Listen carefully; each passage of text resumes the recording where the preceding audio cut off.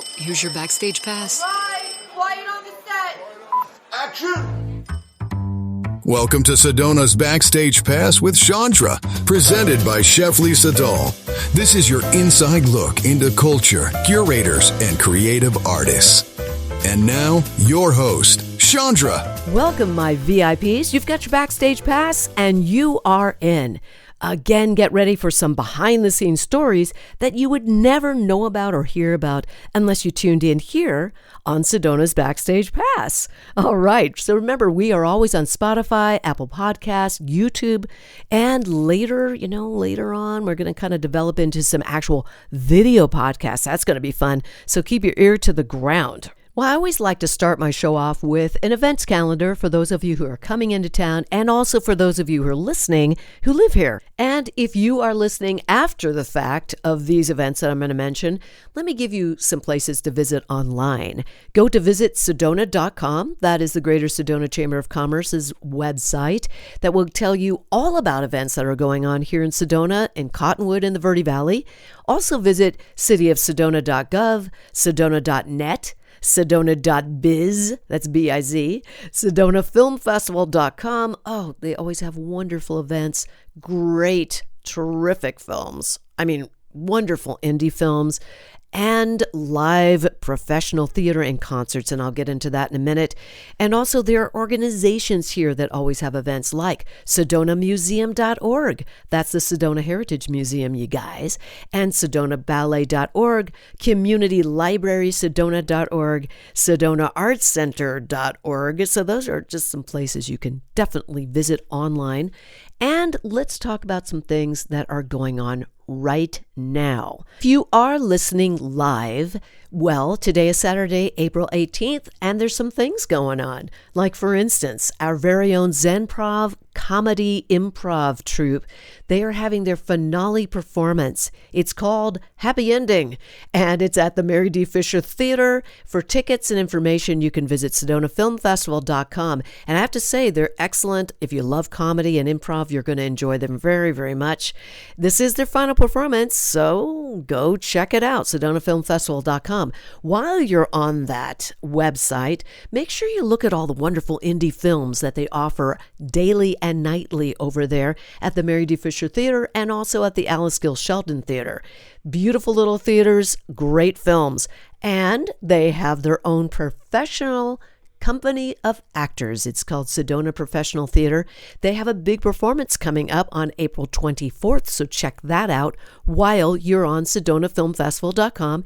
It's called The Belle of Amherst. It's live theater, you guys. It starts at 7 p.m. It's at the Mary D. Fisher Theater. I believe there's other performances, so check it out. I'm sure of it.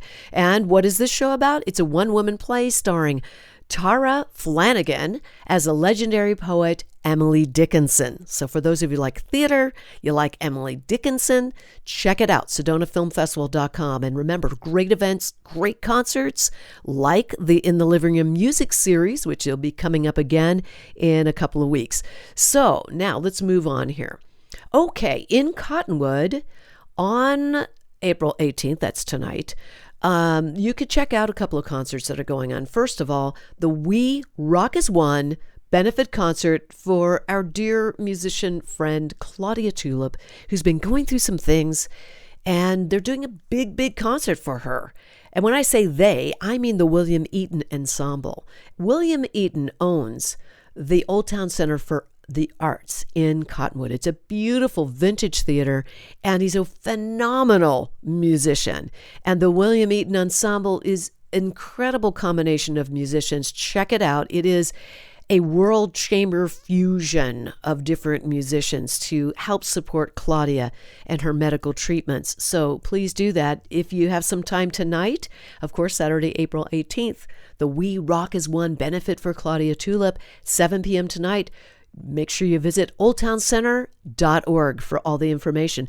While you're on that website, check out also the Ken Kosho Celebration of the Earth concert, which is happening. And that is a traditional Japanese taiko drumming concert. It's really fabulous. So check that out while you're there. And then I'm going to fast forward a little bit. On Thursday, April 23rd, we have the Sedona Yoga Festival. It's the opening day. It starts on Thursday morning, April 23rd. For information and tickets, visit SedonaYogaFestival.com. And then on the following day, Friday, April 24th, if you love art, I've got some great events for you. The Verde Valley Spring Open Studios Tour, the first day, opens on Friday, April 24th from 10 to 5 p.m. And this is a 50-plus private studios kind of self-guided tour thing that's going on. If you want information about checking out all these wonderful professional artists and viewing their creative workspaces, visit SedonaArtsColony.org. And that goes on for several days, so check it out. Also, that same day from 4 to 6 p.m., is Celebrate Sedona. And that's located at the Sedona Arts Center in Uptown Sedona. Love them. Big shout out to Julie Richard, the executive director. They're fabulous over there. And you can get your tickets for this wonderful community social event with live music and food trucks and wineries that will be there and artist demonstrations. Remember, that is going to be happening on Friday, April 24th. It's called Celebrate Sedona. It's located at the Sedona Arts Center. For more information, visit SedonaArtsCenter.org. And in Cottonwood, there's another one on the same day. That's from 10 a.m. to 5 p.m. That's the Arizona Wine Country Artist Village. And it is day one because it's going on for a few days. And that's located at the Old Town Activity Park. And for more information on that, outdoor beautiful art market showcasing regional crafts and wine and all kinds of wonderful things, visit VerdeValleyWineFestival.com. Right now, I'm so excited to have my next guest in. Last month we talked about, I'll give you a little hint who it is, you'll know. We talked about Soup Hope. Who do you think it is? That's right. It's Chef Lisa Dahl is in the house. Thank you, Chef Lisa Dahl, for being here. Happy to be here. And we talked about Soup Hope. We talked about how people can get it. Yes. Last month we talked about this. Yes. Now we're going to talk again about another product that you have. Actually, you have several products.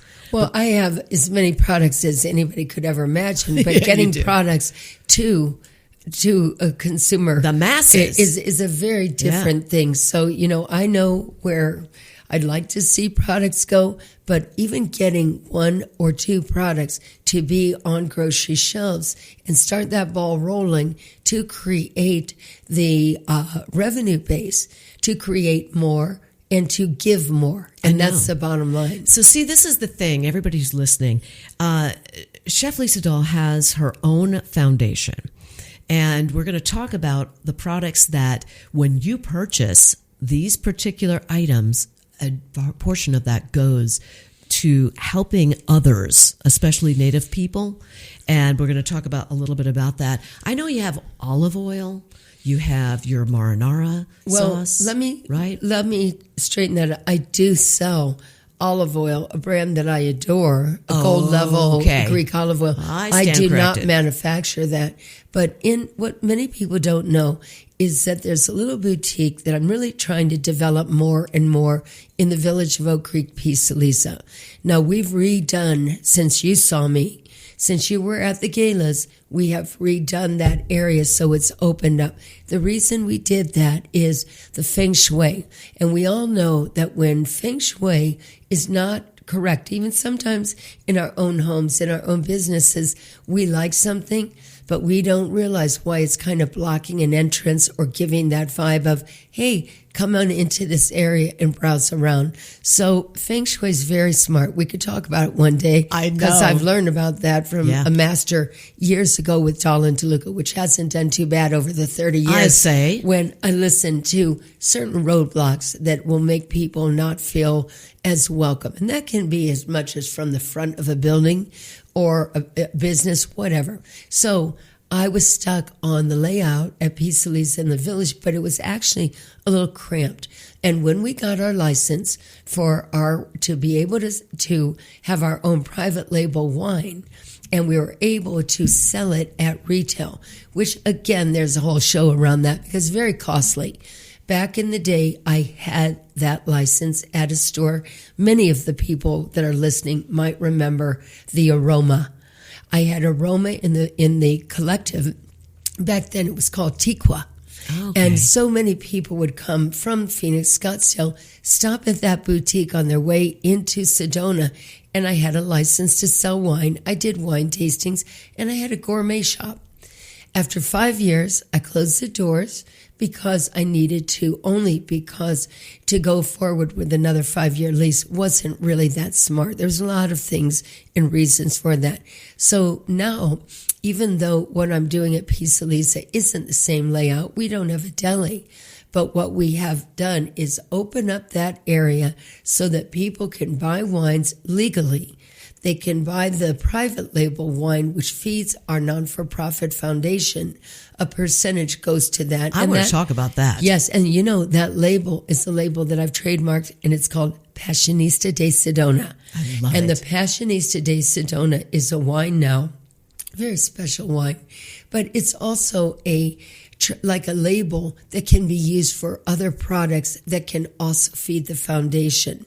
So, and I could talk about that another time. I've got lines of, you know, I do little fashion things. And yes, you're wearing this great shirt. I love this sweater. It's like, it's not really a sweater. It's a long sleeve shirt. And it's an all cotton t-shirt. Really but cute. With the big Pisa Lisa logo. But, you know, I love so cute. angels.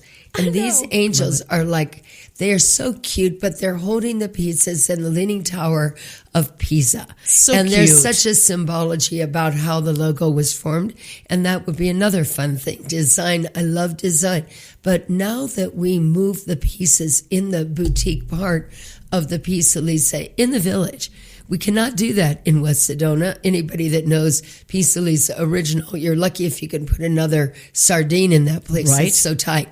But in the village where we have the grab and go area, we have a freezer, and we take pints and quarts of the soups. There will be more to come. Quite honestly, I'm going to do a few other things along the way, like maybe frozen empanadas that you can pop in the oven at home.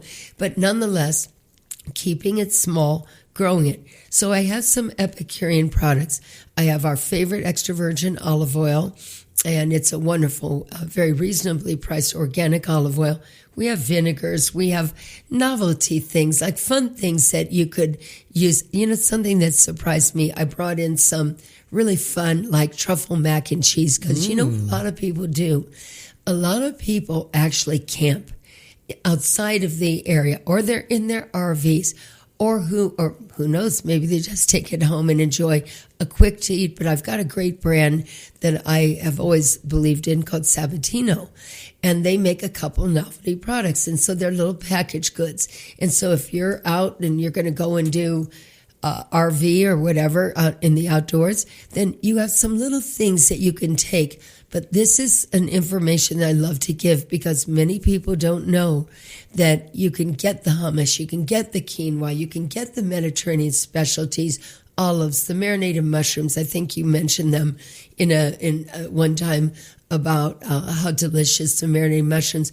But all those goodies, if you're having a party, people are coming over for cocktails. That's perfect. You just grab a couple of those things, get out your favorite platter, lay them out, get some crostini. We actually make our crostinis, but crostinis, some gourmet crackers or chips, and you can really do a great thing with no stress. That's wonderful. I love the fact, you know, I was there for your third party. Yes. Actually, I was there for Mariposa as well, but I was performing for the third day. And you were such a big part of that, Chandra. I mean, you were the icing on the cake in that case.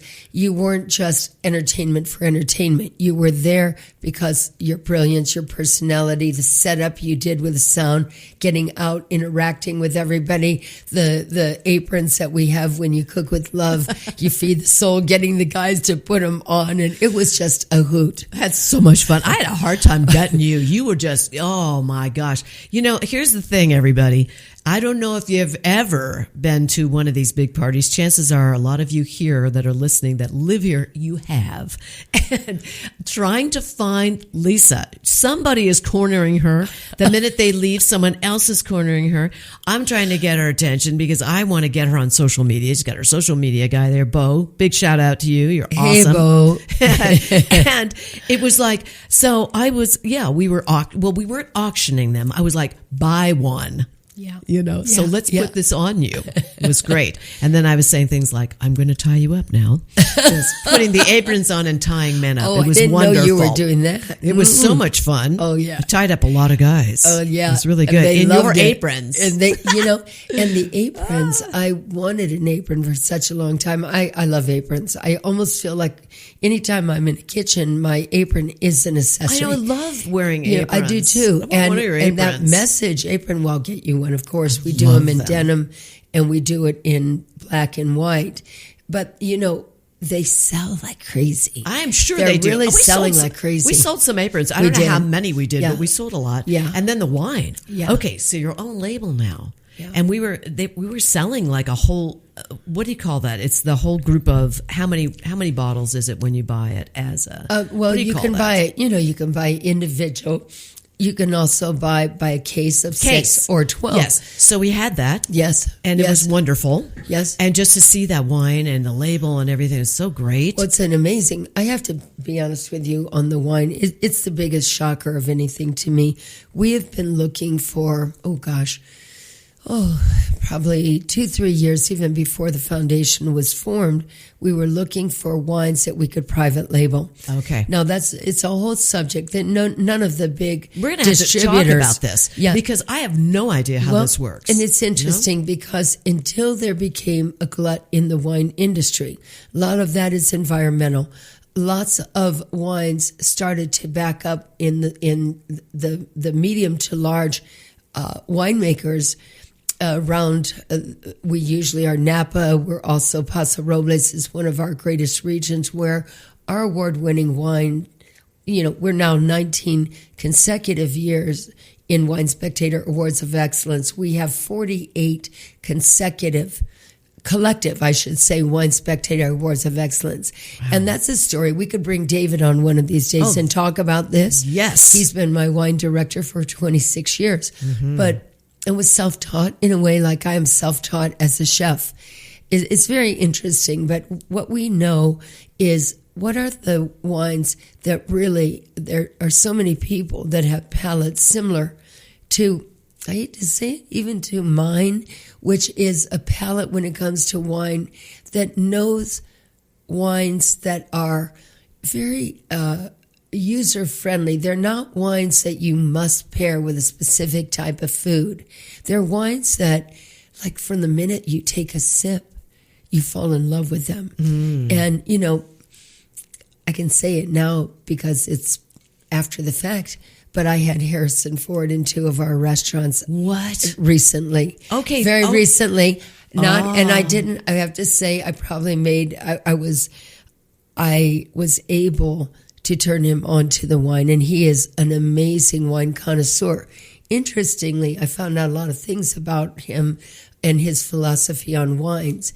The man could drink a wine at any price point you can imagine. He could have $1,000 bottle of wine. He doesn't like that category.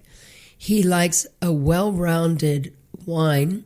At least we were talking red wines in this case, and in what would be a user-friendly price point, not because of the money, but because he knows that there's so many meaty wines in that category. Right. So Passionista, de Sedona, is actually what's called a GSM.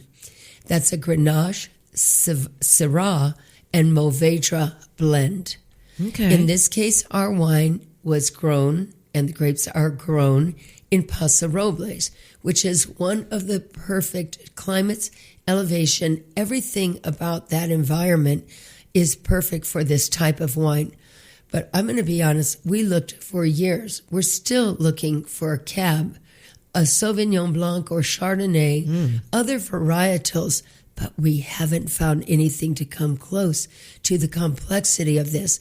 We fell in love with it through the process of finally saying, this will be our first wine, never expecting it to be a GSM.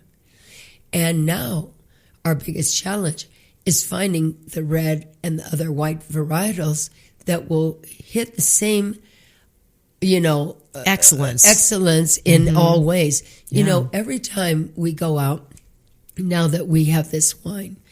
This is the wine we always, should we have this? Should we have this? And everyone always goes, we want the GSM, because it literally goes with your starters. You could just be not having anything and sipping on a wine that the complexity from the start to the finish is so hard to really even explain. But I'll tell you what explained it to me is that we were given a 96 points from the Somm Journal and the tasting panel. Wow, that's incredible. And Meredith May asked to try our wine. It was also in Food and Beverage magazine, and it came out in January. As a matter of fact, I remember I saw the news of this, and they wrote a full article about us and about the film. But it was the wine that we sent the wine, and they loved it. 96 points is very high, as we know. But to have the first wine that we have, and it's the only wine that we have produced under our label. And every week we are sent more wines, hoping we'll find another varietal. It hasn't happened, and it won't happen unless they can be that good or better. Right. So I wanted you to explain one more time. Yes. GSM. What does it mean? It's the grapes are the varieties of Grenache, Syrah, and Mourvedre. Okay. But it always comes down to how are those individual grapes blended? Okay. What percentage is it of each of those? You could have too much of one, not enough of another. That's where the brilliance in winemaking is. That's what makes a great wine, whether it's one varietal or it's blended with a percentage of others. But this is not a wine that everyone knows. Everyone knows a Chardonnay, yes, a Cabernet Sauvignon, but they don't always know this.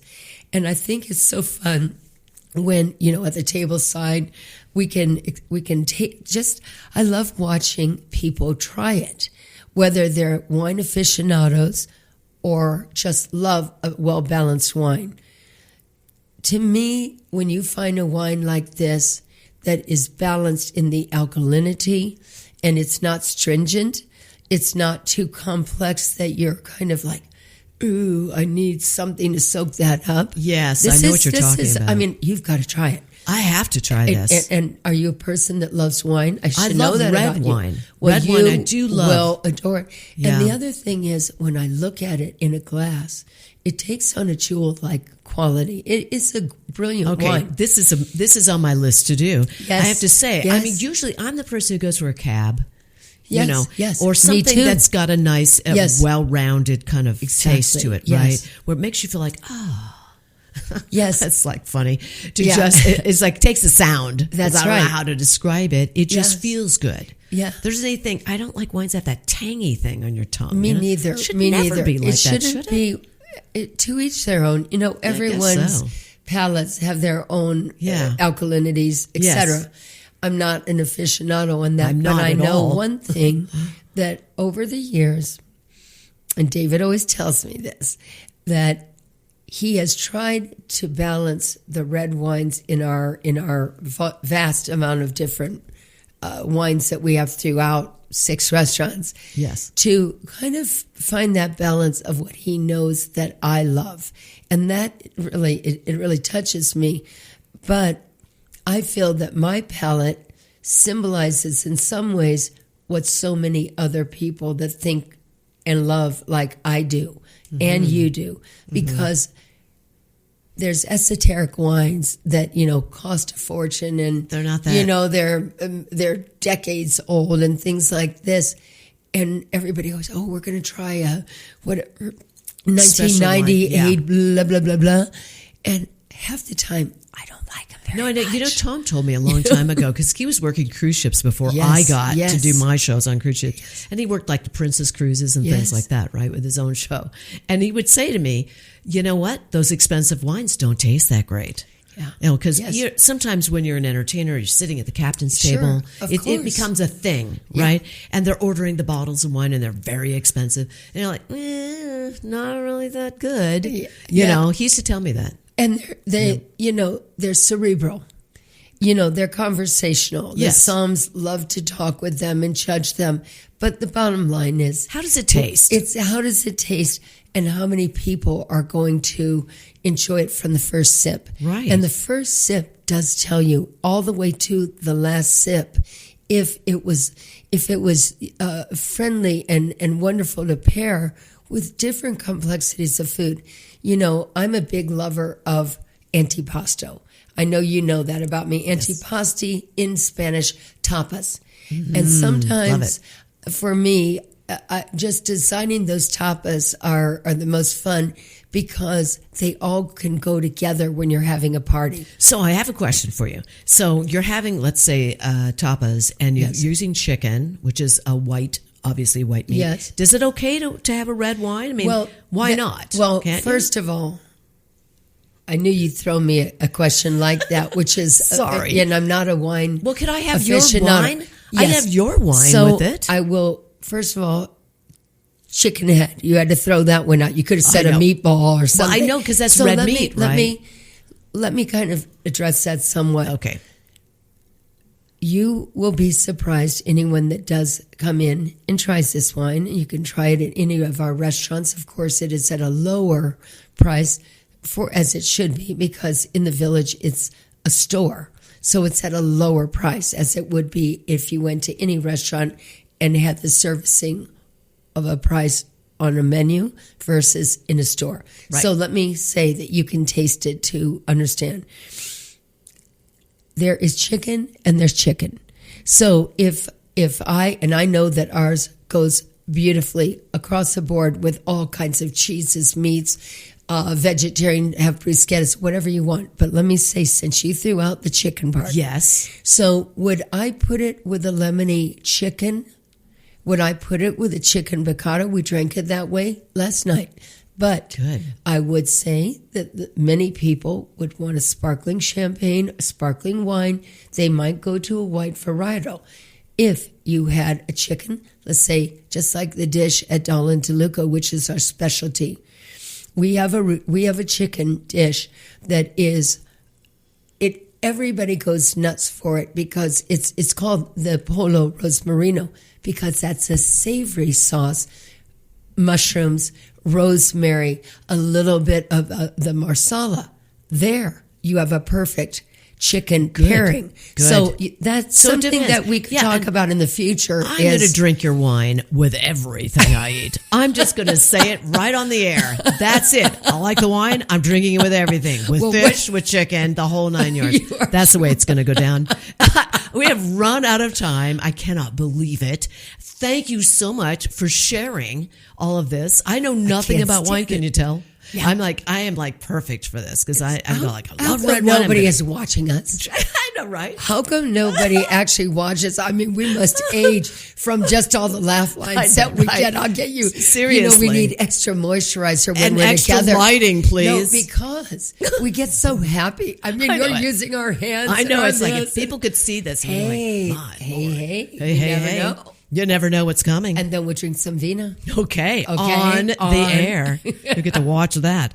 All right. Thank you, Chef Lisa Dahl. I cannot wait to have you back next month. Yes. Everybody stay tuned. I'll be right back. You can taste it in every bite.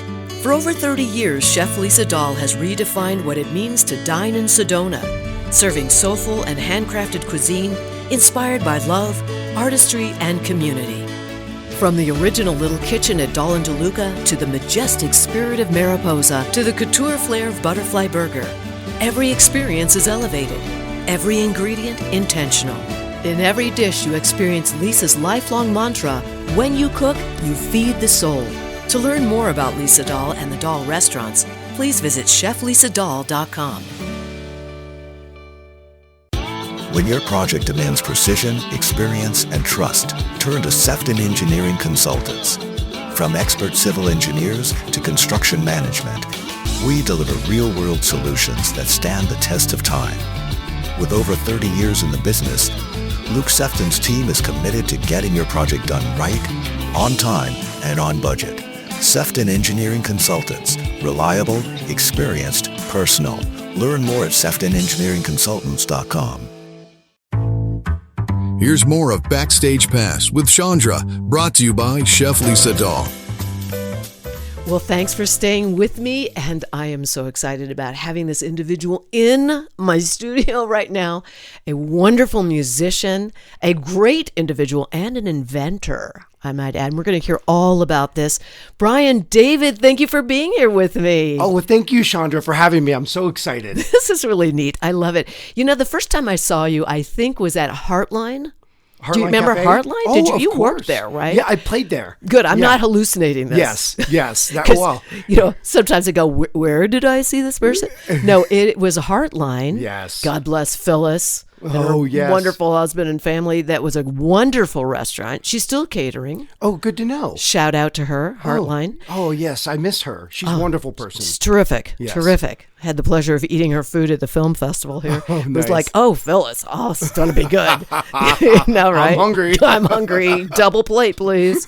You know. So anyway, I saw you there, and I was like, who is this? Because you haven't been living in Sedona. I mean, you have currently, but you were in Flagstaff for a long time, right? Oh, yes, I was, where I went to school. Yes. Oh, you went to school there. Tell me about that. Well, I came out from Florida out here Okay. actually to study geology. I'd already had played classical guitar, but about 6 months into the program, I found out that they had a classical guitar professor. Ooh, Yeah. nice. Yes. This is in Florida. No, this is when I came to Here? Yeah, so I came to NAU in Flagstaff. Okay, to sorry, study geology. Okay, and yes. I was like not really vibing with the community of the geology, their students and the professors.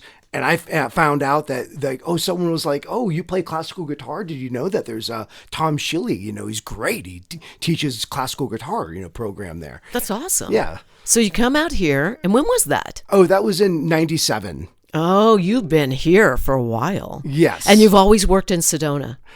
Yes. Well, I mean, when I was started going to school in Flagstaff, I worked up there.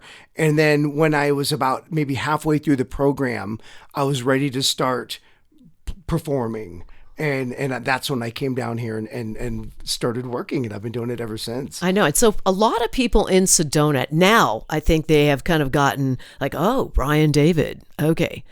And I still wonder, do a lot of people know you in the community? I know you're going to get very involved in as the years are going on now, you're getting more involved in the community. Am I right about this? Well, yes. And I definitely know that a lot of people know who I am, and they've come out and they've seen me play. Good. And I hear people even in Flagstaff, they're like, oh, so-and-so says Brian David, Yes, but, yes. But I was always kind of doing private events. Yes, this is Yes. what I know about you. Yes. So I actually am really excited to really right now get to really know the community on another level. Our kids are grown up. We live here now.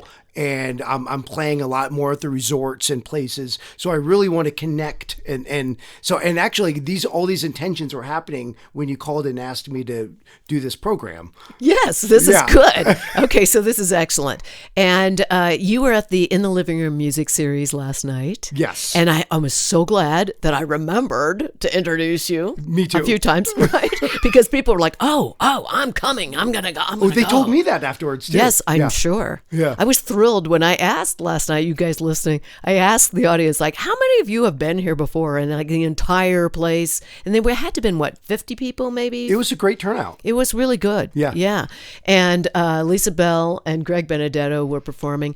Lisa is an amazing pianist and big background in music and stuff. And so I was able to announce you.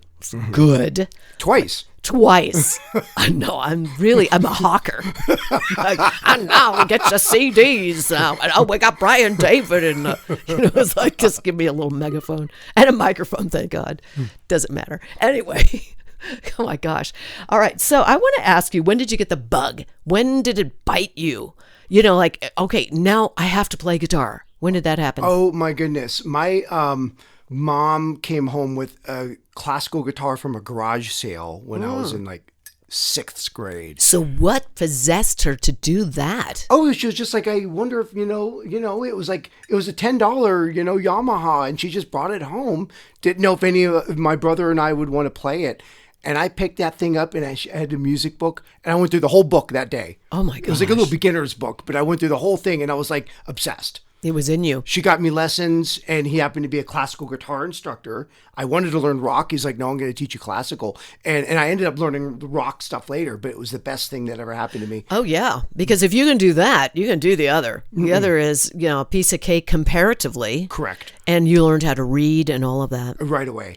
Mm-hmm. It's great. Do you teach? Sometimes I have students. I did a lot more when our kids are younger, living in Flagstaff. Right. I'm more of a performer now, but sometimes I take on pupils. Yeah, because I took a classical guitar for a couple of years, but then my career was calling me. And I took my guitar with me, hard though. These were big shows, and I was starring in my own shows in places like Reno and Vegas, and then cruise ships and things like this. And I'm like taking my guitar with me, thinking I'll get 6 hours in. No, no, I don't think so. No, absolutely not. So anyway, I loved it, and that's where I learned how to read. I took a little piano when I was younger, but I didn't learn how to read there. Kind of missed all that theory, and I was really terrified with piano for a very long time, starting as a child. But your mom, was she involved in music? No, but my grandparents were, Okay. On my dad's side. My brother played viola in the orchestra, and then I did get involved. I played the double bass in the orchestra. Oh, geez. And then I played the electric bass in the jazz band all the way through high school as well. So was this, now, obviously, you get the guitar when you're a kid, right? How? Loved it. You said six? Sixth grade. Sixth grade. Yes. So you're like 12, 11? Sounds about right, yes. Yeah. So I started 12. playing rhythm guitar at age 12. My first guitar was one of those really, really, really cheap guitars. The music store with the hummingbird on it. Oh, yeah. The strings were like, about an inch high. It was the so action bad. Horrible. was horrible. And I was like, I can't play it. But then my mother was a talent agent, and she got to know Arnaz. Ricky Arnaz? Ricky Arnaz. Yeah. I don't think that's his name. Desi Arnaz. Desi Arnaz I'm not sure. Senior. He was the husband of Lucille Ball. Oh, him. Okay. Ricky! And he was like, Did you have a house in Sedona? No, this was not in Sedona. This was in San Diego. I thought that she had eventually owned a house in Sedona. No. Okay. Oh, Lucy. Yes. That's a whole nother story. A whole nother story. We don't want to talk about that. That'll take hours. And I was like, no, not that. No, but my point is that he picked up my guitar. He came over for dinner. Mm-hmm. And so here I've been watching old I Love Lucy things as a child. And now he's sitting there. Oh, wow. And I'm like, this is crazy, because he was an instructor over at one of the big universities in San Diego. Oh, nice. And so he was teaching camera work and TV and stuff like that there. Very nice. He takes my guitar, this crappy guitar, and he plays classically on it. And from that moment on, I went, my mouth dropped open. I went, oh, I can't, I have to do something. Wow. Oh, you got to get me a better guitar, because I could not play that guitar. The action was so ridiculous. And he had big hands, So he played that thing, and I went, oh my gosh, this is what's capable. This is what you could have. So she finally did buy me a $49 or $69 guitar, which I fell in love with, a Washburn. Oh, yes. And it was like butter, And then she got me lessons. I was like 12. Nice. I think that's the magic number, 11, 12. Yeah, that's a good time to start playing music. Yeah. Yeah, you have enough dexterity where you're not, you can handle learning and hit the notes. True. Yes. Yeah. True. So anyway, so here you are, and then so you learned classical right out the chute. Right out of the gate, and loved it. That's great. Mm-hmm. What is your favorite kind of music? Because I know it doesn't mean that you listen to classical guitar all the time. I mean, this is what you do, but what is your favorite genre? Well, I really love world music. And that encompasses, that's such a broad word.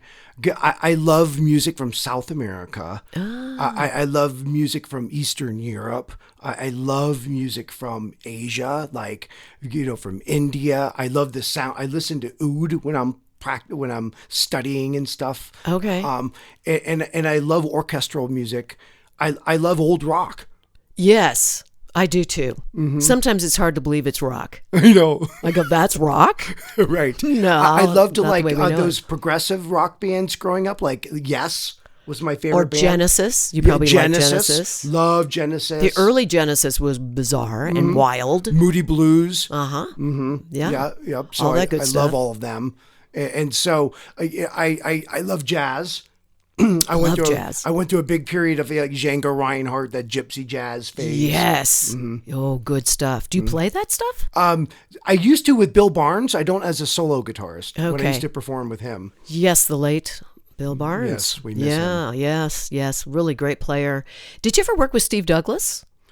Yes, I've done some projects with Steve Douglas. Yes. We did a couple recording projects together. Good. And we've performed a couple of times together. And then he moved to Florida. Yes, he did. And now he's not in Florida. I don't know where you are, Steve, but if you're listening, hi, wherever you are. Talented, so talented. Yes. Guitar and a walk-in encyclopedia. He'll tell you everything. He's so intelligent, smart. I know. Knows every date. He Everything I don't know.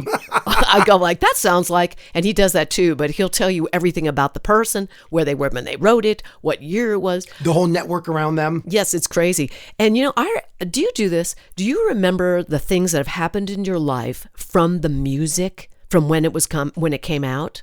Oh, that's a big thing. It's like a memory that's attached, to the music. It is. Yes. What does that tell you about music? Like I remember big events and things that happened in my life. I go, wait, I know what year it was. That was when that song came out, and I know that came out, and that's how I remember things. Wow, And amazing. do you have that? Oh yeah, I do have that. And kind of like with certain smells, I get that kind of same association. It's like, and a certain song will just bring back all these emotions from childhood. And also, I used to do a music therapy at the hospital up in Flagstaff before I moved down here. And sometimes people, they're elderly, and they would, like, a certain song would just trigger all these emotions. Yes, I know. Music is a time machine, I think, and also an emotional time machine as well. It's amazing. Absolutely incredible. So now let's talk about the inventor in you. Oh, yeah. Because this is the coolest thing ever. I'm so excited. You've got to tell everybody about the Whizac. I love the Whizax. The wizard for your axe. Okay. So, right? The wizard for your axe. Got it. Okay. So I had a dream, and when I was still in Flagstaff, I was friends with Mark Thatcher, who invented the Teva sandals. Actually, they're called Teva, but everyone calls them Teva. They're the original sandals that had straps to them. And he was a Grand Canyon river rafter and watched people lose their sandals every day. Anyway, so this is the origin story of how I got the Whizax. So one day I was like, how did you make all your hundreds of millions doing this, right? He made a fortune. And it was and one day I was at his house and he was telling me all about it. I went home that night and had a dream. And in my dream, I was at his house and he was showing me how he had a microphone with a gooseneck attached to his guitar so you could sing. You could sing while you're, with it attached to your guitar so you could move, right? Kind of like how people have headsets, but it was attached to the guitar. And he was pitching it to me, and it was actually strapped to his guitar with the Teva straps. And this is in the dream? In the dream. Oh, my God. And I was like, I get it. So you don't have to get a headset stuck to your face, right? And sometimes singers need vocal distancing. Absolutely. They need to get further away, or they need to get closer. And so they can't do that. Now, if you're a big stage act, you have sound people helping you, with that. So the next morning, another college friend that I went to music school with had called. He lived in Show Low, about 3 hours away. And we just were talking for an hour. At the end of the conversation, I was like, hey, Roy, let me tell you about this dream I had with Mark. And he'd met Mark before too. And so he ended up, I told him about the dream and he goes, oh, that's kind of interesting. I forgot about it completely. And then about 3 months later, he called me back and he's like, hey, Brian, I went to go buy that thing. I thought it would exist already. And it doesn't. He's like, we should build it. Oh my gosh, that's so great. You know what? There are people that have done inventions from dreams. Mm-hmm. There are many people have. And it turns out my mother, on my mom's side, my grandfather, invented what became the El Camino. and it was originally out of an old Lincoln, and the flatbed out of a car, right? Out of Yes. the car. And it was in Sandusky, Ohio, and he had a bunch of them. Took them down to the car shows in Florida every year on the beach, and all the CEOs saw them, and they didn't give him credit. It just became the El Camino. See, that's the thing that happens, isn't it? Mm-hmm. Like, And then on my dad's side, he was a navigator in World War II, and he was a third stripe commander on the anti-sub ship, and he invented lots of little gadgets that were associated with nautical things, like non-magnetic screwdrivers and stuff, because he adjusts compasses and things like that. So I have inventive genes on my mom's and my dad's side. Good for you. So when my friend was like, let's build this thing, I was like, let's do it. Yeah, you were like, you've got it. Yeah. You've got it in you. Mm-hmm. It's like, dun, dun, dun. And so we've been working on it for years, multiple iterations. Very difficult. How do you get it to not fall off the guitar? How do you get it so that it doesn't buzz too much? It was just one thing after another. How do you get the funding, And so now here we are. We just went to China a couple months ago and lined up all of our manufacturers, and we're about ready to go into production. How many years of this process? Oh, it's been 9 years, almost 10 years. Yeah, that's the thing. It's like most people give up. Oh, like, way, way down there. But I don't give up.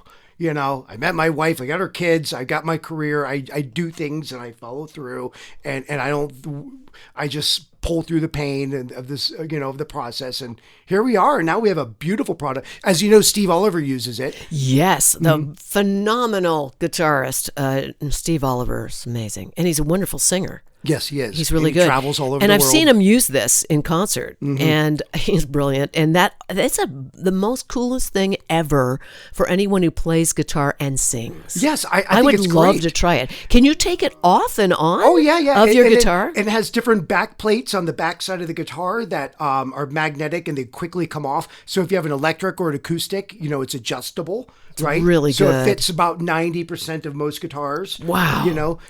How great is that? And so it gives you a third option. You have a mic stand, right? Traditional. Yes. And now people have a headset that came out way years later. Right. And now we have a third option for people. It's beautiful. So, so it might not be for everybody, but it'll be for a lot of people. So you went to the NAMM show. For those of you who don't know the NAMM show, and I don't know what it stands for, but it is National Association of Music Merchants. Okay, there you go. And it should tell you everything. And when you go there, it's every possible music company that exists on the planet.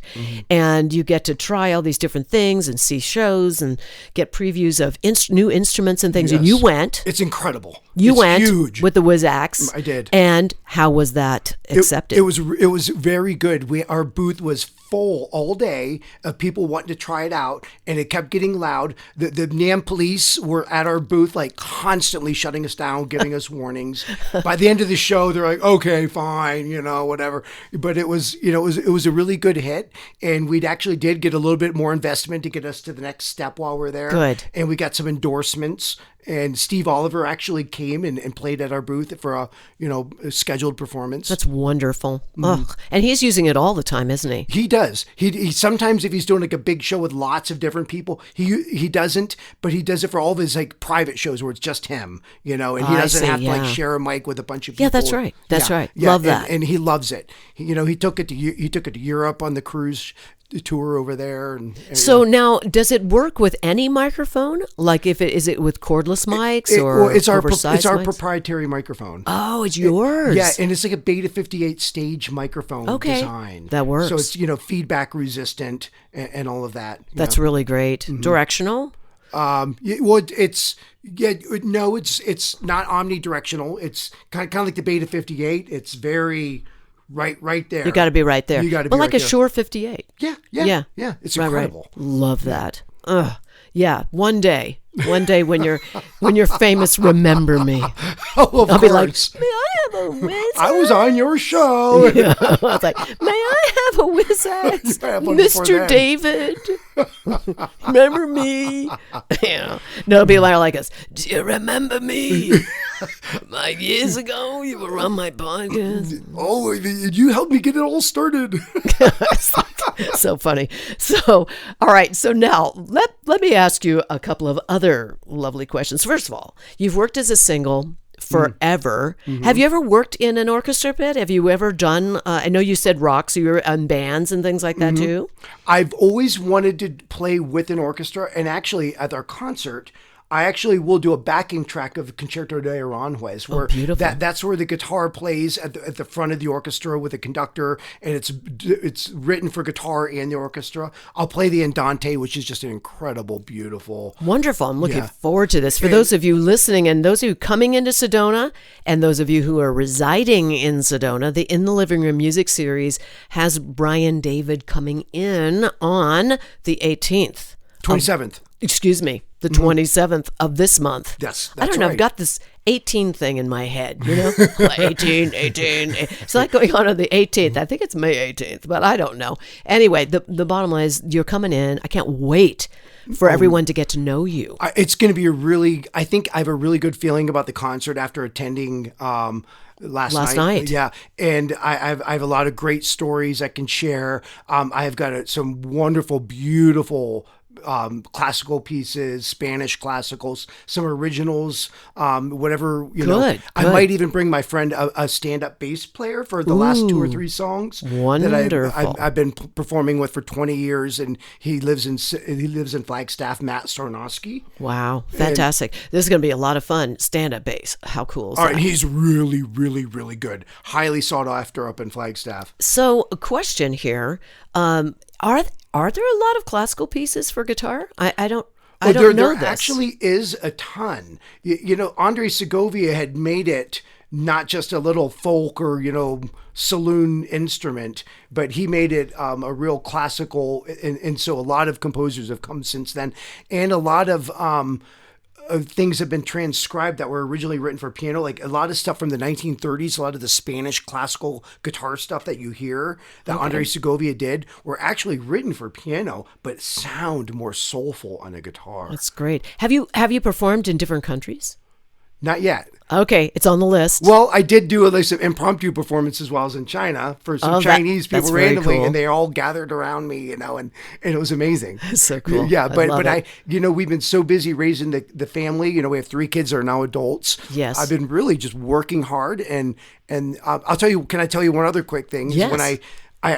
When I was going to school in Flagstaff and studying, I was going through the jazz program with Joel DeBartolo, which he was on the Tonight Show for many years. Oh my gosh! And then came to teach jazz at NAU. And I was doing the classical program with Tom Shealy.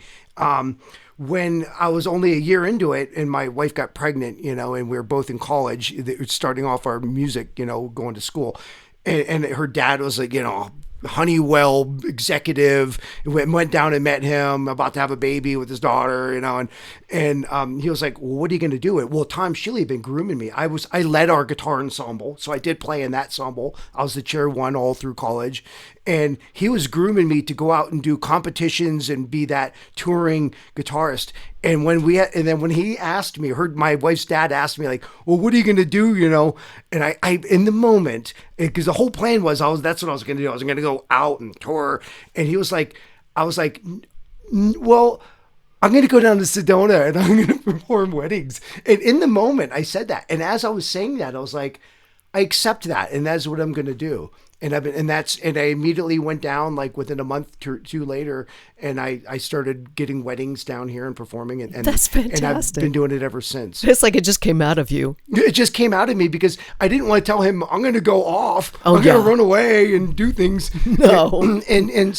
And I actually don't regret it. It's been an amazing life. No, there is a good living doing that. Really. And a lot of exposure, and you meet all these different people. Working in clubs can be difficult. Do you have a story for us before we're going to hear you play? I'm just so excited about that. Oh, sure. Okay. Like a story of... I don't know, a quickie story about, just give people a taste of the In the Living Room Music Series, if you're here. Yeah.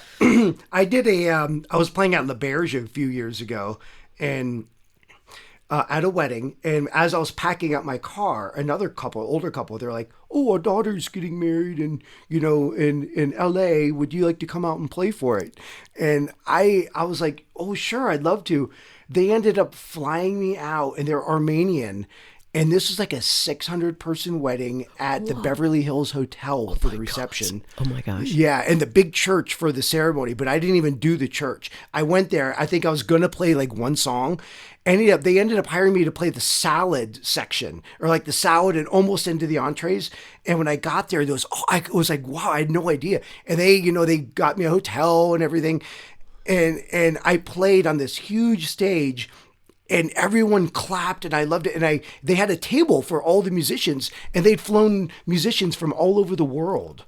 And actually, and when I finished my set, and it was, I had never had such a great applause. The whole place, they all stood up after every song and clapped. Oh my goodness. And then, like everyone, like hundreds of people. Incredible. And then I went back to my big round table where there was the musicians table in the corner of the ballroom. Yes. And there was all these musicians, and they all had like their little part that they were a part of this wedding. And when I got back, and one of them, like part of them was like a 6-piece Armenian band, like a big jazz dance thing. Wow. And everyone at the table came up and tipped me $100 bill.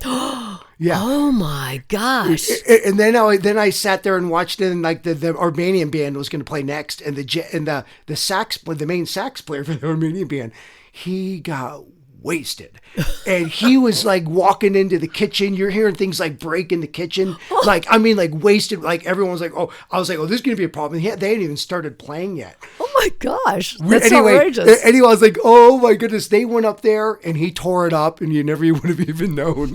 But they let me stay there for a couple of days, and like, hey, go enjoy the city, and then flew me back home, and it was just an love that experience. story. I love it. Well, you're gonna play something for us right now. I love it. I'm so excited. And so, all right, what are you going to play for us, by the way?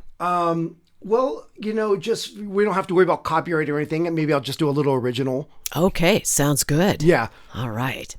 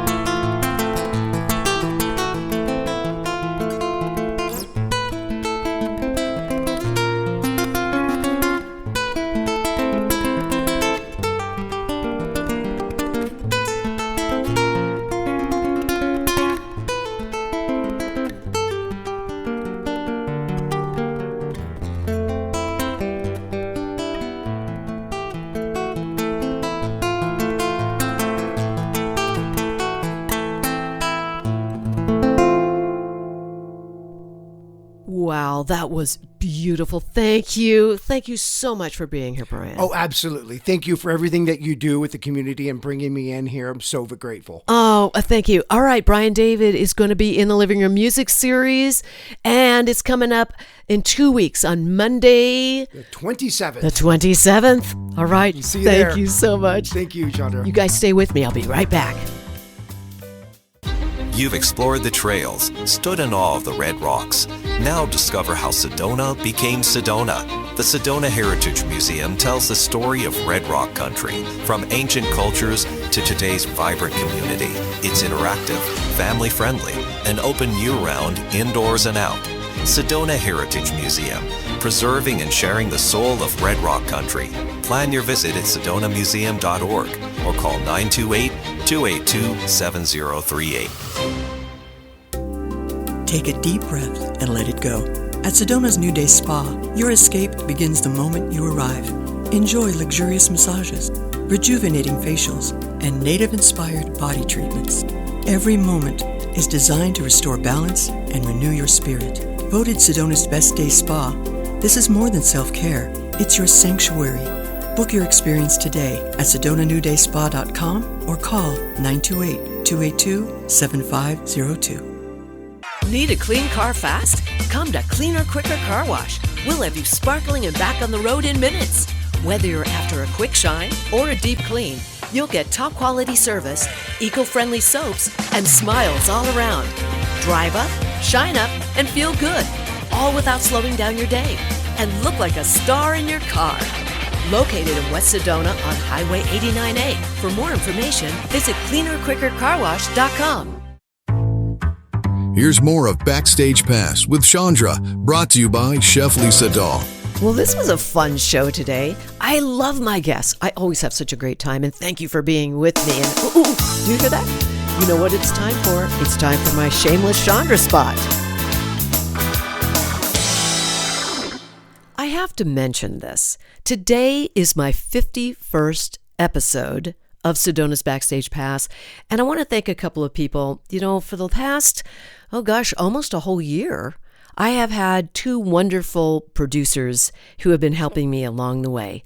And my engineer, my producer, Ryan Thompson, he has been by my side for 50 episodes. And he has tremendous talents. And I want to thank you, Ryan, for always making my show sound so professional and wonderful.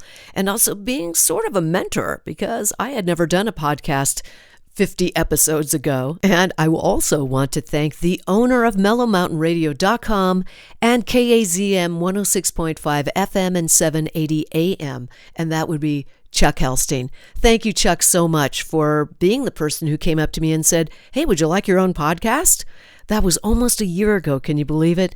Thank you so much, Chuck. Thank you so much, Ryan. It is sort of a sad time, but it's also a very exciting time. So, in gratitude, I will just say thank you and onward and upward.